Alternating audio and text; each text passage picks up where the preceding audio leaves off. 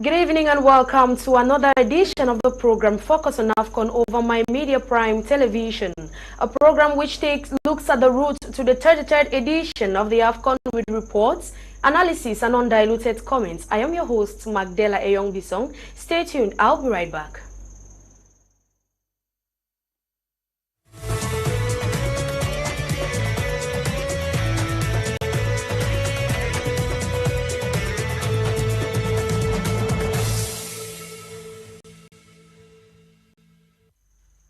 With me in the studio is one of our panelists, Gilbert, a sports journalist and commentator. Good evening, Gilbert. You're welcome. Good evening, Macdella. Good evening to other members of the panel. It's a real pleasure being here today for the first time. I've not been here before. I mean, it's a beautiful year. I hope we're going to have fruitful exchanges on the AFCON.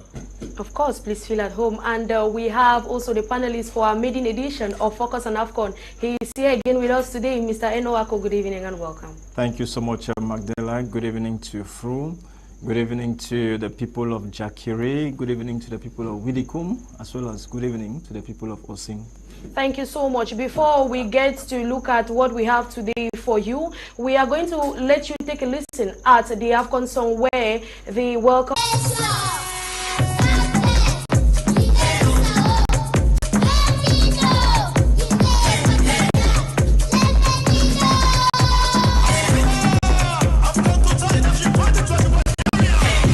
Bienvenue au Cameroun, voici la Calafrique, union du ballon. Au pays des indomptables, l'amour du foot a fait reculer les barrières.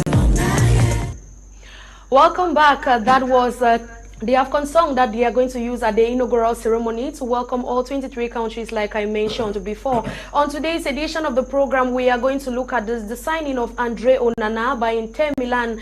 We are going to look at Morocco's delegation, their arrival into Cameroon, and their bringing of all their staffs as well as their cook. They want to be cautious.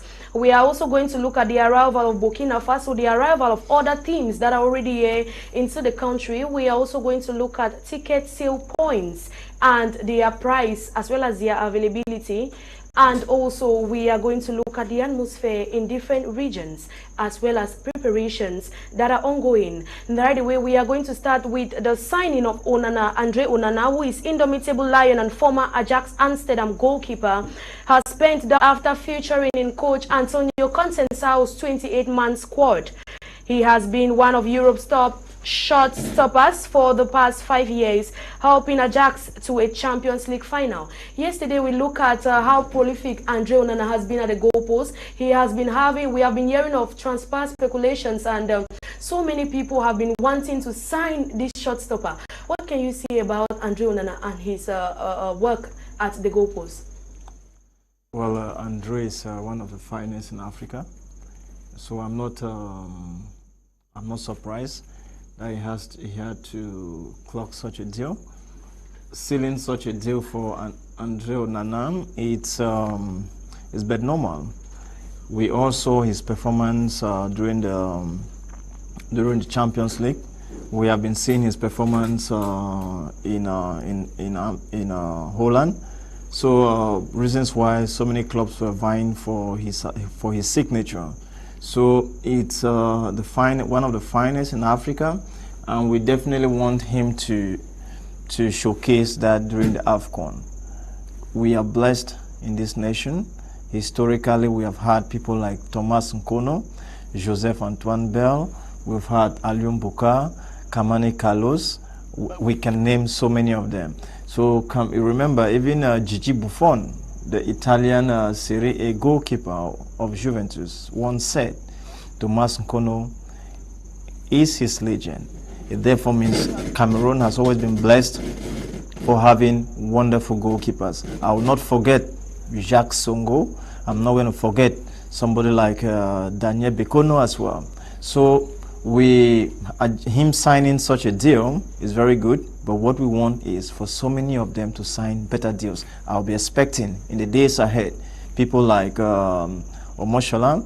We'll be expecting somebody like Epasi for them as well to sign better deals so that they can get to the height the summit in terms of international football. Gilbert, do you think Inter Milan is a better option for Andre Onana, given that he had other clubs who have been vying to have him? Yeah, you know, Inter Milan has a history-making record when it comes to Cameroonians. Pierre Wemelen went through that team. President Fecafoot's boss Samuel Eto'o was equally there. You know what he left behind at Inter Milan. You know, a Champions League title and a Scudetto. And he was equally one of the top scorers, playing alongside many players like Zanetti, you name the rest. So signing for Inter Milan, in my opinion, is the best choice he made. You know, and what really got me happy was the fact that the team's management gave him that permission to drive to Milan to seal that deal.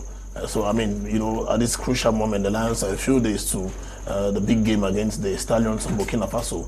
You know, you needed them to be focused on that game, you know, and focused on their objective, which is grabbing the 33rd edition of the AFCON. So Onana traveled to for 10 months. But Onana has been playing before his ban. We all saw what Onana did. Let me come to it, Macdella. Onana stayed out of duty for over 10 months, and he came in and he started playing for the Lions. The game against the Flames of Malawi, you remember, immediately came back. He was brought in to play, and after that he was lined up against Cote d'Ivoire here in Vola, a very crucial game.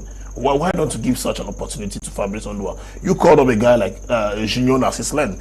You know, Narcislen for so long now has been out of duty with Cotton Sport Garoua. Why keep Fabrice Ondoa out of it all? Fabrice Ondoa, you know, he's got experience. Winning an AFCON with a team where you had no names. The Bessong, they are no Jones by then, were no names in African football, in Cameroon football. We went with Ondoa, and he was more than 40% for the AFCON win in 2017. And you keep him out of a crucial tournament at home. I mean, in my opinion, it's injustice, you know, and that could be repaired. And I thought Eto'o coming in as a Fecafoot's boss, such, you know, injustice could be repaired, but that wasn't done. However, we can't keep on crying over spilled milk. It has been done. Congratulations to Andre Onana. But my wish at the beginning, Manchester United was playing, but playing for Inter Milan, being the third Cameroon signing there, it's good news for Cameroon, and you know, a moral boosting issue for Andre Onana a few days to the AFCON. Thank you very much for that contribution. Televiewers, for the case of Andre Onana, we would like to get your contributions as well as reactions on SMS or WhatsApp text on the tell you find on your screen. We are going to take this AFCON adverts where we have KGBA, who are one of the official sponsors of the 33rd edition of the Total Energies African Cup of Nations. Football is in our DNA. Enjoy each game with a cold, fresh Kaji beer. Kaji beer, the official beer of the AFCON Total Energies Cameroon 2021. Drink responsibly. 21+. Le football fait partie de notre patrimoine. Profitez de chaque match en savourant une Kaji beer bien fraîche. Kaji beer, la bière officielle de la CAN Total Energy Cameroun 2021. Consommée avec modération. 21 ans et plus. Let's talk about this drama which is ongoing everywhere now in the country, all over social media, that Morocco's delegation arrived with a whole team. This is the same thing that happened during the CHAN, and now again during the CAN, it's the same thing that is happening. Morocco came along with the whole delegation. They came along with their staff. They actually hired a hotel, meaning that they did not use the hotel that was actually given to them by CAF.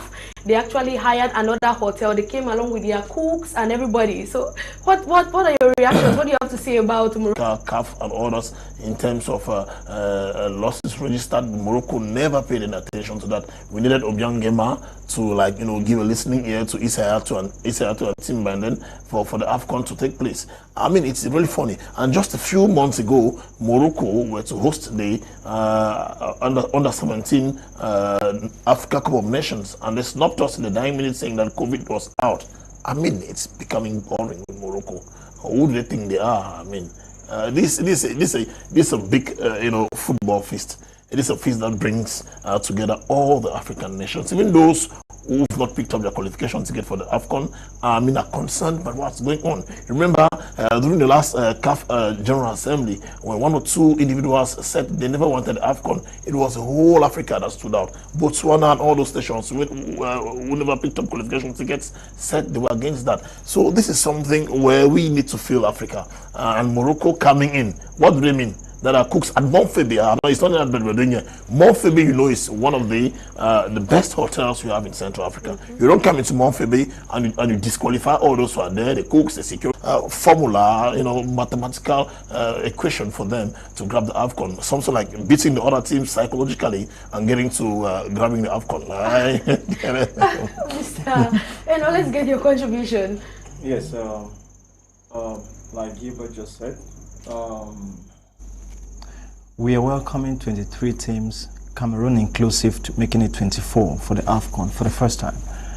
It therefore means there should be respect for the nation. Yesterday, in the we discussed about hospitality. Cameroonians are hospitable. We are ready to welcome Africa. Consequently, Morocco should give us a chance to welcome them. We have one of the best hotels in Central Africa. Maybe they have a standard, but they should understand that a hotel like Montpellier is of international standard as well. Consequently, if they don't prefer what we can offer for them, well, if they can incur the cost, then that's fine. But it should be an attitude. Decides that they are not going to accept the hotels assigned to them. It therefore means we get in a scenario where there is no order. I think it is high time for CAF to come in and say that no, we have to stop this attitude. Morocco should have given Cameroon what they like in terms of nutrition. Exactly. They should have given to Cameroon what they like in terms of security, and let us present it to them. And we have CAF that can definitely look at the checklist to see if Cameroon has actually met the requirements of Morocco. Exactly. If we don't meet their requirement, then they can come in with additional resources. But they coming in and saying that they definitely don't want the human resource, the personnel of the hotel, I think that it's an insult to the nation. Well, Cameroon is a loving nation. We're still going to accept them, but they should understand that football is going to be played in the pitch. Let's get right away to talk about the increase of the AFCON prize money. Dr. Patrice Motsepe, CAF president, has increased the prize money of the AFCON. 0.4, I think something. It has been now increased to 4.4 billion euros. That should be euros. That's an additional 326 million, if I'm not mistaken. So do you think that this is a motivation to the players, because this is not the first time the prize money has been changing? It also boils down to the fact that it's not the first time that in the prize money. Remember, even before you win the trophy, during the qualifiers, at the qualifying stage, you have about $476 million, which has been paid to each participating club nation. After that level, you have amount of money which is being paid during the knockout phase before you get to the finals. Now the amount of money has been increased. Cameroon, we participated and won in 2000. We participated and won in 2002. Participated and won in 2017. What did the federation do with that money? So to me, the CAF, yes, they have done something very good, been good infrastructures, but I would like to see an infrastructure as well in Bamenda. Remember, Bamenda has Young Sports Academy, has as well as PWD Social Club of Bamenda, Foncha Street, as well as Rangers. But it will be an opportunity for that region to also boast of a modern infrastructure, because more often than not, the games are being played in the Young Sports Academy you have. So we need to win and develop other infrastructures. FECAFOOT can develop other infrastructures. Remember, the former president of the LFPC, the professional league, once said they were going to construct stadiums, but unfortunately that was not done. it is an opportunity for us to say, if we win that trophy, we should be constructing other infrastructures as well as other edifices to ensure that we embellish the sporting infrastructures in our nation. Yeah, just to add to what he said, I think that project was started by Tombi Aroko Sidiki, who took over from Iya Mohammed, who is in jail today. He started with, and he earns a huge sum of money there. You can't invite a Sadio Mane and you tell him about 2 million francs if you win a game or whatsoever. You should be telling him about something like 10 million francs if he wins a game or whatsoever. You see, I think those are what factors are pushing CAF, to increase the prize money. Again, you have, when you look at the marketing aspect of it all, when you heard Mr. Siwe, he said that the number of accreditations we had this time around, we had over 2,000 accreditations, applications for accreditations, something we've never had before when it comes to the AFCON. It shows that many people, many organizations are getting interested in the AFCON, and so the marketing aspect of it is building, is going places. And when it comes to that now, TV rights and other issues coming, ticketing and other aspects linked to the AFCON now have the prize money increased. And so what Mosepe is doing is that, since he's a multi-millionaire, he's a business guru, you know him so well. Mosepe knows that CAF is now earning much money. We shouldn't just be having what the sponsors, what ticketing and all that coming into our coffers, and then we enjoy this profits alone. Let us share to all the nations coming in, and that's why I see the prize money increasing from I think it was something like 3 something around to what we're having here today. But what is so painful is that these nations, when they win, we already started with good works. You must have noticed these days that he's called up a meeting, with different Elite 1 and Elite 2 clubs, and the prize money has been increased. The champion this season will move to 50 million francs, the winner. And each participating team, will move from 10 million to 20 million francs. And those from Elite 2, 10 million francs. Elite 1, 20 million. Yes, that's really much money. And then again, you heard from Pascal Abundi, the president of ASEC, that's the Elite 1 and 2 club, president. He said that apart from that, the sponsors already coming in, and Etofisa start project of switching the clubs from entities that belong to individuals to companies where people can come and buy shares, invest in these teams, give them that room to have much earnings for the footballers to feel the pinch. So these are the things we're saying. The issue is that those that run the affairs of football in the days in Cameroon were just simply coming there to fill their pockets, not for the interest of the footballers and the interest of the nation. So increasing the prize money for Cameroon this time around, I think is good news, Eyong, because if we happen to win this AFCON, footballers will feel. Those of us who are involved in the sporting, it represents a history. Consequently, we are not only playing because of the value for money, but we are also playing to represent the value for the African man. So increasing the value is also good for them to understand that in as much as we respect the African history, Africa also has the ability to increase on financial perspective. Thank you so much for the beautiful contributions here in the studio. Before we take a quick break, let's just take a few text messages. Good evening, guys, in the studio. With Andre Onana not in the squad, with Andre Onana in the squad, Cameroon will go nowhere in this competition. Oh, really? Okay. This other person says, Morocco are purely of the Western stock and don't see their lifestyle similar to other African nations. To be honest, they are simply taking precautions of what may be the fear of the unknown. If they did so during the Shan, then it's a conception that is deeply rooted. Okay, it has been taken. What's the unknown? It has been, we've heard you. Good evening to all of you in the studio. I'm called Ignatius Loyola Sikis. The man with the traditional attire said something about Ondo.